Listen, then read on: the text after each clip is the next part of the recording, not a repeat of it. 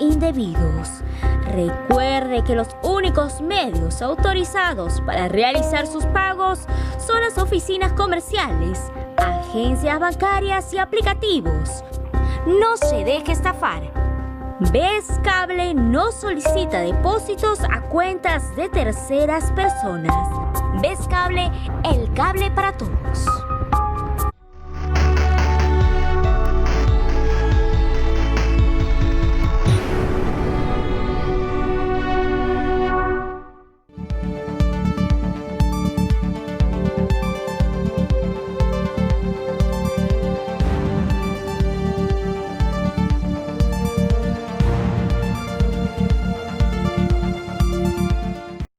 Directo. Bien, ¿qué tal? Buenos días. Bienvenidos a esta primera edición de Rumbo al Poder a través de la señal de BES Cable Televisión Canal 3. Gracias por permitirnos una vez más integrar esta familia de BES Cable, sobre todo en esta oportunidad que estamos ya entrando en un ámbito de la coyuntura política nacional tras la convocatoria de elecciones hechas por el presidente de la República, Martín Vizcarra. Una coyuntura bastante complicada, en cierto modo, que nos va a comenzar a generar el interés de conocer las voces, las versiones de las personas que en estos momentos se encuentran inmersos en el ámbito político. Y para que de esta forma podamos recoger sus versiones, analizar la coyuntura y saber lo que nos podría deparar el destino a los peruanos en estos próximos meses, con mira hacia al próximo 11 de abril del 2021, cuando tengamos que elegir a nuevo presidente de la República, a nuevo vicepresidente, que van a entrar dentro de la terna presidencial, y lo mismo que también a 130 congresistas que van a suceder a aquellos que en estos momentos se encuentran en el Parlamento tras haber sido elegidos el pasado 26 de enero en esta elección complementaria parlamentaria tras la disolución del último 30 de septiembre del año que ya se fue. Sin embargo, en esa situación que estamos atravesando en estos momentos en el país, hay mucha incertidumbre en realidad lo que podría suceder ya en las siguientes semanas con respecto a ciertas modificaciones constitucionales que están pendientes dentro del Congreso. Por eso justamente tenemos el día de hoy la participación en este primer programa inaugural. Tenemos la participación de personajes políticos importantes, de coyuntura, mediáticos y hasta polémicos, como por ejemplo el señor Ricardo Belmont Cassinelli, con quien vamos a conversar en unos minutos, y también la versión del juez supremo Ángel Romero, con quien vamos a hablar sobre esa situación que se va generando en torno al tema de inmunidad parlamentaria, que es importante también que podamos abordarlo, y la forma como afecta el antejuicio político que se está quitando a altos funcionarios públicos del país. También tendremos la versión del vocero de la bancada de UPP, el congresista José Vega, y lo mismo de una experta en temas electorales como Karin Guevara, con quien vamos a hablar cuáles son las reglas de juego que en estos momentos están entrando dentro de este contexto electoral nacional, que esperábamos que sea en cierto modo con más calma, pero entramos una vez más con bastante tensión. Soy Pedro Paredes Vela. Con esta introducción empezamos el programa y rápidamente vamos a dar la bienvenida a nuestro primer invitado, como hemos anunciado, el señor Ricardo Belmont Cassinelli. Señor Belmont, ¿qué tal? Buenos días. Bienvenido a Rumbo al Poder por BES Cable Televisión. Muchas gracias por la entrevista, amigo. Muy amables. Aquí estoy. Señor Belmont, claro, y en esta situación, ¿usted esperaba esa situación tensa, complicada que se va generando en el país con reformas constitucionales que esperamos sean más calmadas y además con una convocatoria a proceso electoral de por medio?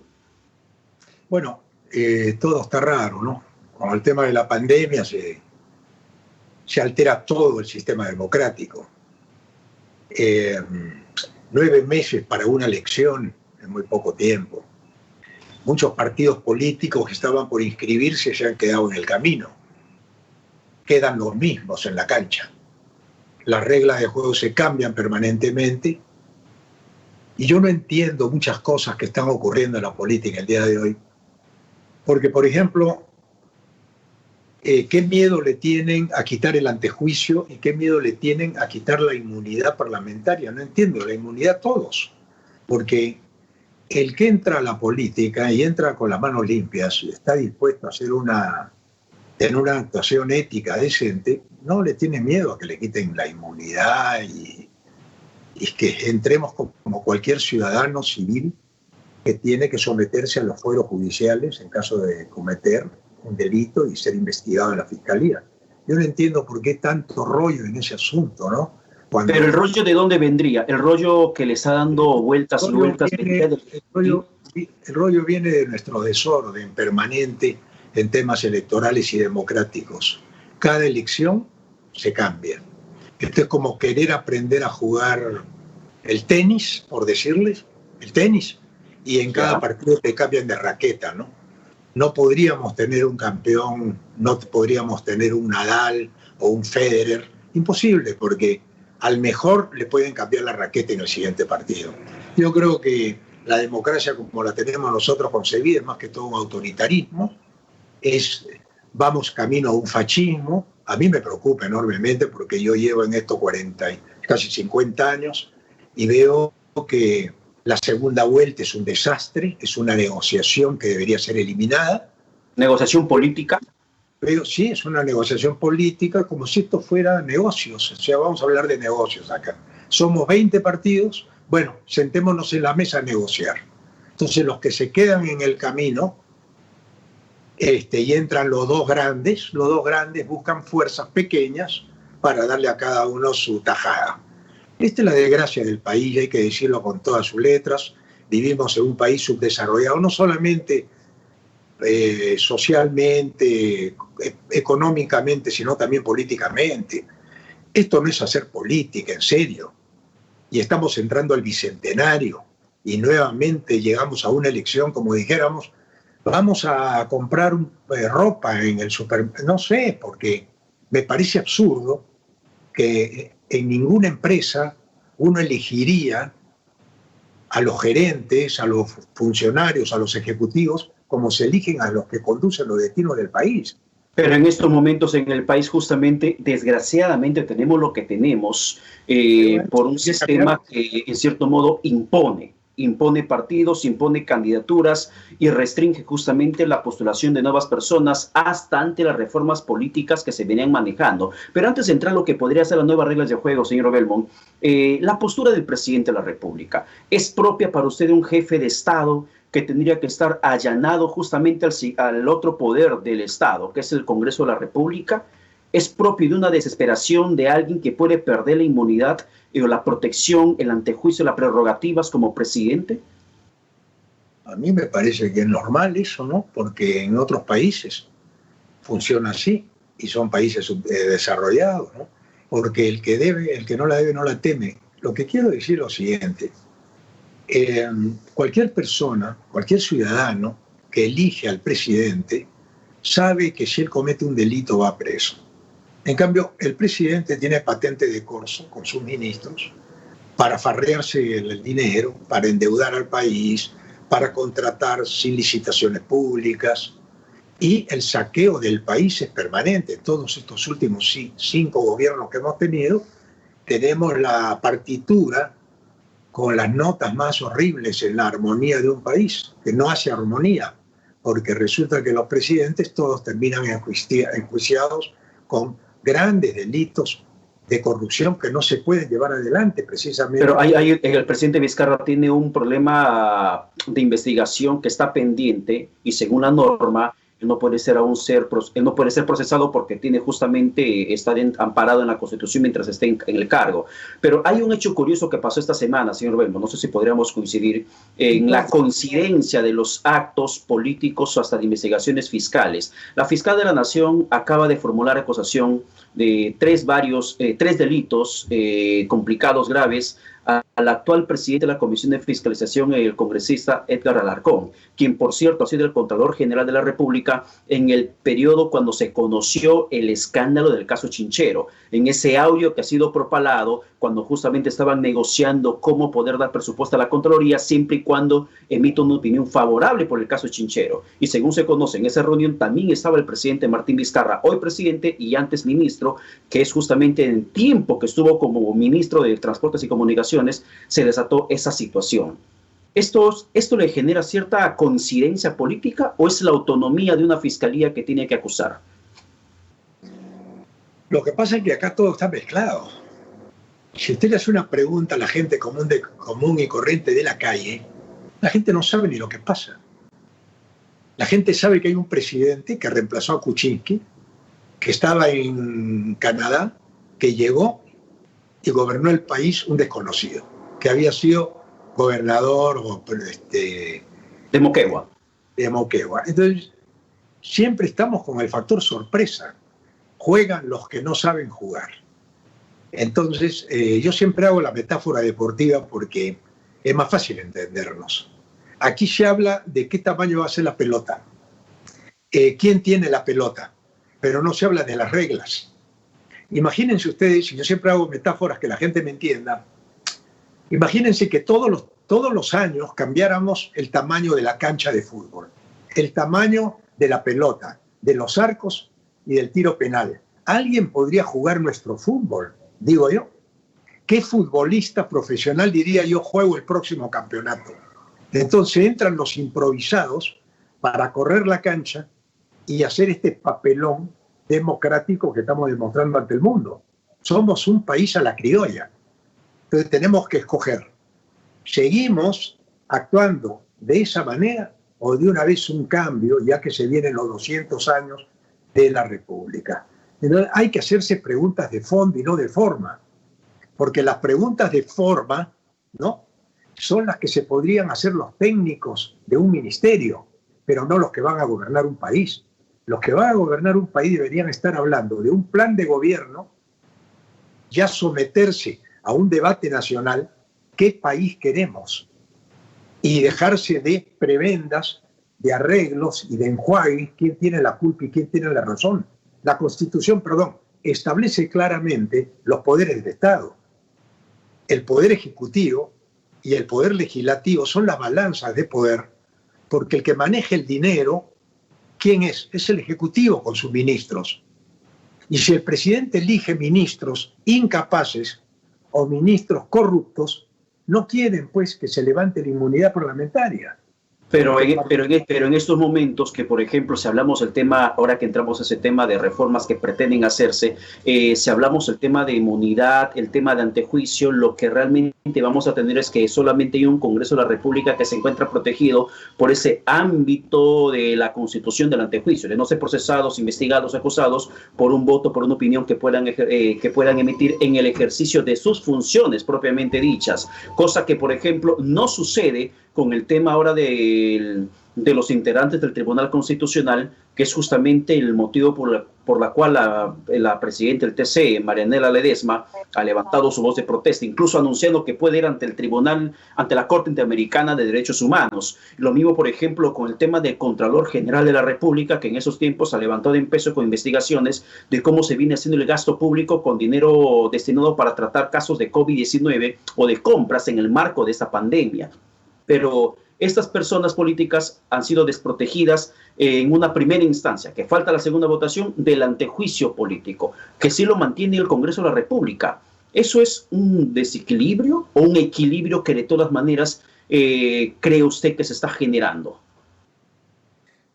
A mí me parece que el hombre común y corriente, el elector, no va a entender nada. Va a ir a una elección que no sabe lo que es antejuicio, que no le importa la inmunidad porque no entiende, unos la defienden y otros la atacan, cuando las cosas cuando son simples y son transparentes, son muy fáciles de explicar. Aquí el Congreso de la República tiene que ir a lo elemental y fundamental.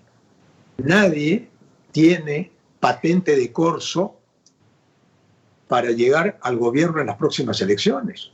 Ese nadie tendría que incluir a los congresistas también, que se eliminen el antejuicio político que ellos mantienen. Pero por supuesto, ellos tienen que dar el ejemplo. Ellos tienen que dar el ejemplo. Ellos tienen... Ya Urresti se tiró para atrás, una vergüenza, porque su campaña se basaba en que le quiten la inmunidad al Congreso. Las gollerías parlamentarias, decía él. Sí, entonces, por eso yo digo que no se puede cambiar en el poder. Tenemos que llegar a las conclusiones de que los hombres que lleguen al poder tienen que ser investigados antes de que lleguen al poder. La culpa también de la prensa, de los medios monopólicos que han apañado lo que tenemos. Esto que tenemos no es por obra y gracia del Espíritu Santo. Esto es por obra y gracia de una prensa vendida que supo apañar a los corruptos que hoy día están en ambos lugares. Entonces, si queremos partir de un principio, de una nueva república, tenemos que refundar la república discutiendo en este mes la reforma, pero de manera seria, no partidaria, de quién gana el partido y quién se salva de ir a la cárcel. Ya, pero si hablamos de refundar el Perú, de las reformas políticas, pero usted un poco aplicando la lógica del deporte, ¿cómo podemos, por ejemplo, ganar un partido de fútbol si tenemos a los jugadores más ebrios, más indisciplinados, a los trasnochados? Es imposible. Si tenemos, por ejemplo, a los políticos de siempre, a los de doble discurso, a aquellos que quieren jugar con el populismo barato, el caso de Orresti es emblemático. Hoy día leía una entrevista que le hicieron en La República a Omar Chejade, y Chejade lo que hace es simplemente echarle directamente la responsabilidad a Orresti por lo que se aprobó dentro de la Comisión de Constitución, mientras Orresti, por ejemplo, señala que él se ha visto sorprendido por Chejade en la modificación de los textos en las reformas de eliminación de inmunidad y antejuicio.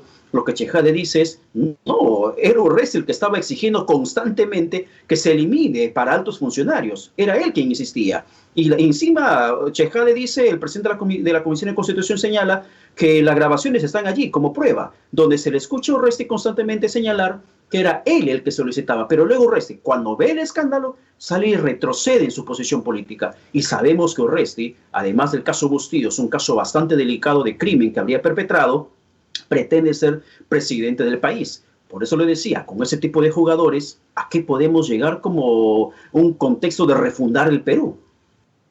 Llegamos a la conclusión de que es imposible cambiar el país con esta gente. Pero es presidenciable. Orresti termina siendo presidenciable por la misma población. Pero la gente es el que elige. Es como el que se elige casarse con una mujer que no la conoce. Acá hay que conocer con quién se casa uno. Yo parto del principio que hemos complicado la política de 1980. Hasta 1980 era muy fácil elegir. Se presentaban los partidos, venían las internas, se elegía el candidato. Y en primera vuelta se elegía al presidente. Entonces, listo. El que gana, gana y los demás acompañan para construir país.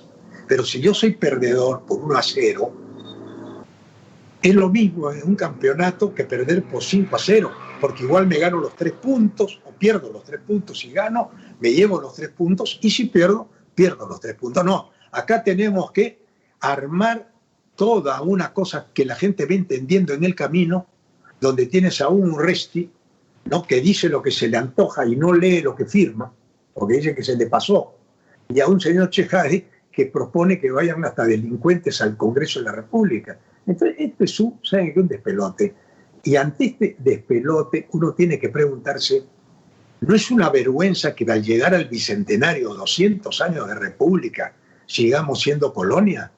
Sigamos con una prensa que tapó los grandes delitos que hoy día han insumido a la pobreza a la mayor parte de la población, al 70% de la población del Perú, y haya enriquecido a unos cuantos en base a la corrupción que campea en todos los estamentos del Estado, que tenemos una corrupción estructural, endémica, no pandémica. Eso que usted me acaba de mencionar me da pie para un siguiente tema, pero sin salir del ámbito de lo que se viene para el 11 de abril de 2021, tema electoral. Exacto. Otro en el partidor, además de Orresti, que sabemos ampliamente sus intenciones de ser alcalde, ha tenido las intenciones de ser alcalde de Lima, congresista después, antes primero quiso ser presidente, él al parecer va a postular a cuanto cargo político se le pueda presentar. Pero en el caso puntual del alcalde de Lima, Jorge Muñoz, el papel de Muñoz en los últimos días es de abogado o vocero de los concesionarios del Metropolitano. Pero el alcalde Muñoz, curiosamente, también es una persona para la gente, el ciudadano de a pie, presidenciable. ¿Usted cree que podría ser realidad que el Perú entero sea una Miraflores, ya que no lo puede hacer con Lima? Yo no creo pues en eso de que los candidatos ya están en el partidor, no los pone el poder fáctico. Estos son los caballos que van a correr, nuestros caballos van a correr. Entonces vienen las encuestas viene la prensa y viene el periodismo comprado. Esto es lo de siempre, desde la época de Fujimori, que Fujimori se da cuenta que para gobernar un país tiene que dar un golpe, cambiar una constitución y manejar la plata del SIM para comprar medios y periodistas, se prostituye todo el país. Ahí viene el cáncer, ya te metieron el SIDA a la sangre y ahora estamos viendo los resultados cuando pierdes de peso, cuando ya estás sin ninguna energía, cuando has perdido tus defensas. Este es un país que no tiene defensas. Este es un pueblo indefenso. Miren lo que ha pasado ahora con la pandemia. 120 días detenido al país en su economía porque nos dijeron que si salíamos a la calle nos moríamos y que éramos unos delincuentes. Ahora ya nos han dicho, ahora salgan a la calle y hagan lo que quieran. La culpa es de ustedes. Entonces, no supieron manejar la pandemia y no saben manejar la post-pandemia porque nos han sembrado el virus del miedo y de los enmascarados y de los que no tienen máscara. Este es claro, pero a ver, yo quiero detenerme en el tema de Muñoz, señor Belmo. Si hablamos de los enmascarados... Ya lo dije. Ya, pero no, a lo que voy. Si hablamos de los enmascarados o desenmascarados, en esos instantes hay una persona como Jorge Muñoz, el alcalde de Lima, que hace de intermediario. Vio usted justamente las imágenes ayer de cómo llegaba el señor Jorge Muñoz con su carrito de compra de supermercado, con legajos de documentos a Palacio de Gobierno para que justamente pueda entregar los documentos de la justificación técnica de los 145 millones de soles que requieren los concesionarios del Metropolitano para que puedan seguir operando. Pero vemos al mismo tiempo a una Lima caótica, una Lima que otra vez se enfrenta al desorden, al caos ambulatorio, al caos en la vía pública y al caos de la inseguridad ciudadana. Eso, por ejemplo, es materia de administración municipal. No, mire, yo le voy a decir, voy a salvar un poco a Muñoz del tema, ¿ya? Porque no quiero echarle toda la culpa a Muñoz. Acá había una ley orgánica de municipalidades. Era como decir el reglamento FIFA. Vuelvo con la metáfora para que la gente me entienda, porque si hablamos en difícil, la gente se complica. Acá había un reglamento FIFA, ¿cómo se juega esto? Que era la ley orgánica de municipalidades. Fujimori, con el decreto legislativo 776, rompe lo que se llama el organismo vivo, que es el cuerpo humano en la administración pública de las municipalidades. Cada alcalde se convierte en dueño de su chacra. Y así hemos visto cómo el país se ha deteriorado. Y cuando se ha deteriorado decimos, todo esto es un caos. Es un caos. Porque la enfermedad empieza desde el cambio de reglas de juego para las municipalidades. Cada alcalde es dueño de su feudo. Aquí. Muy bien. Hemos roto al cuerpo humano en 43 pedazos, en 24 en los que quieras ponerle. Muy bien. Muñoz ya lleva creo que 2 años en la alcaldía. 2 años por ahí. Para los 2 años. Vamos por año y medio con Muñoz. Bueno, yo al año y medio ya había hecho la avenida Universitaria. Ya había hecho el trébol de Javier Prado. Ustedes son muy jóvenes, tal vez no sepan, hay que decírselo. Nosotros habíamos construido 300 losas deportivas y no habíamos concesionado una sola pista. Nosotros manejábamos la EMAPE. Ahora se concesionaron las pistas. Esto es un desastre. Acá hay que empezar de cero. Borrón y cuenta nueva. Pero no borrón y cuenta nueva con los delitos. No. Borrón para crear una constitución acorde a los tiempos, con cambios sustantivos como hacen los países desarrollados, que hacen enmiendas constitucionales. Miren, mi querido Paredes, perdónenme, ¿no? Sí. Paredes, ¿no?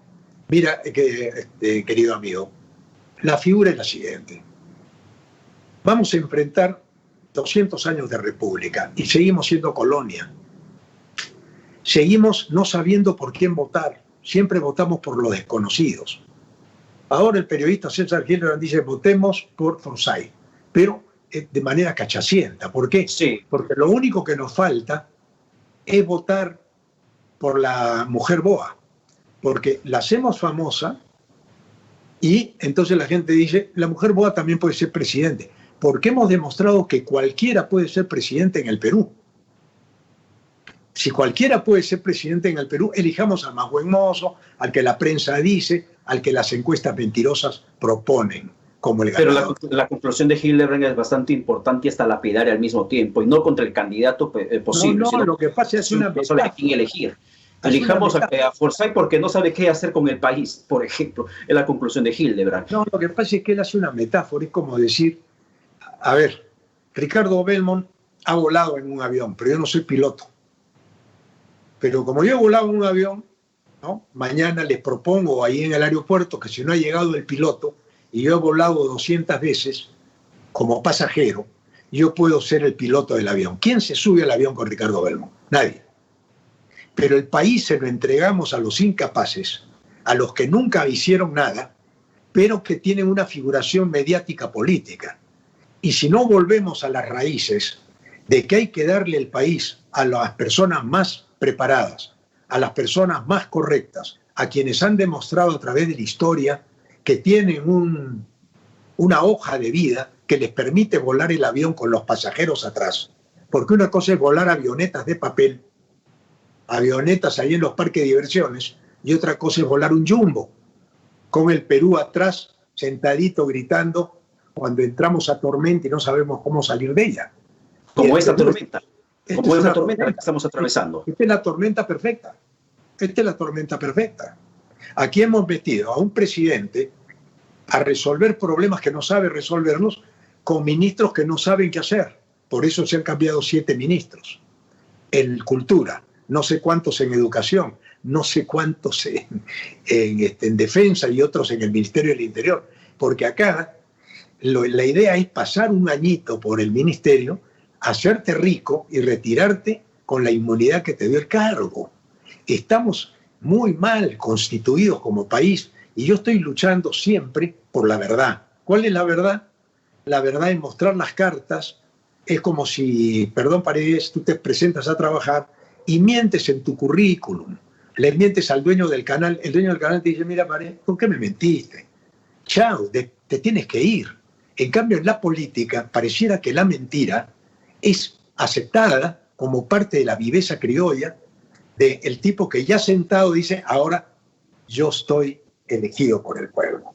Claro, pero usted que habla de exponer la mentira de aquellos políticos o funcionarios públicos, me hace recordar mucho esta información que justamente usted ha propalado respecto al tema del bachillerato, nomás que tiene la ministra María Antonieta Alba, que no es una profesional titulada, un magíster.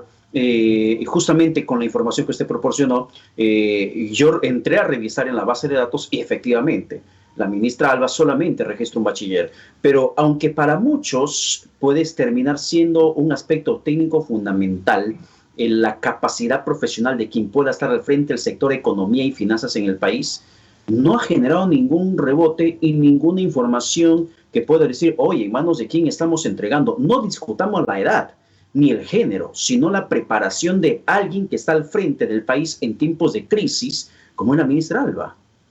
Exactamente. Miren, yo cuando hice esa investigación simple, fue porque me llamaba la atención que el Perú se endeudara tan fácilmente con 11.000 millones de dólares, que se sacaran bonos soberanos de la noche a la mañana, que el presidente del Banco Central dijera que estábamos económicamente potentes, sólidos, con reservas, y si tenemos reservas, ¿para qué nos endeudamos? No tenemos ni para comprar camas y nos estamos endeudando. Entonces uno se pregunta, a ver, quiero ver quién es quién. Y entré al SUNEDU y vi, eso es como poner de enfermera a una persona que no es enfermera, o a un médico que te va a operar del corazón y no es doctor. Aunque haya tenido formación en economía. No importa eso, yo puedo ir tomarme un curso en Harvard ahora de científico. Pago 5 mensualidades y durante un año salgo con mi diploma de un curso de científico, pero no soy científico. A eso es lo que tenemos que distinguir. Una cosa es el diploma de un curso que puedes tomar en Harvard, que cualquiera terminado con una maestría se va a Harvard y toma un curso, pero eso no te acredita que eres un doctor en economía y que está facultado, la ley no te lo permite. O sea, el señor Vizcarra ha incurrido en una falta grave contra las leyes peruanas. Y si al presidente le permitimos que tenga un Richard Swing como asesor y tenga una ministra de Economía que no es economista, Entonces estamos jugando, ¿no?, con reglas que no se aprobarían ni en un campeonato de barrio, cuando el equipo de La Victoria se enfrenta contra el equipo de Caraballo. No se acepta esto. Pero en el Perú, para gobernar el país se acepta todo, porque los poderes fácticos, esto quiero dejarlo establecido, que son los que gobiernan, ponen a los que quieren en los cargos que quieren para que el neoliberalismo, que ha empobrecido al país con los monopolios, sigan gobernando el país y saqueando el país, como lo han hecho en estos años, a vista y paciencia de los cómplices que se prestaron a este juego. Y quienes estuvimos al frente nos desaparecieron, porque no querían escuchar con la otra oreja, solamente una. Y Dios nos dio 2 orejas para escuchar las 2 versiones. Sí, Ricardo Bueno, muchas gracias por la entrevista. Ok, gracias. Chao. Un fuerte abrazo, gracias. Vamos rápidamente a la pausa y luego venimos con más entrevistas aquí en Rumbo al Poder por Vez Cable Televisión. Pausa.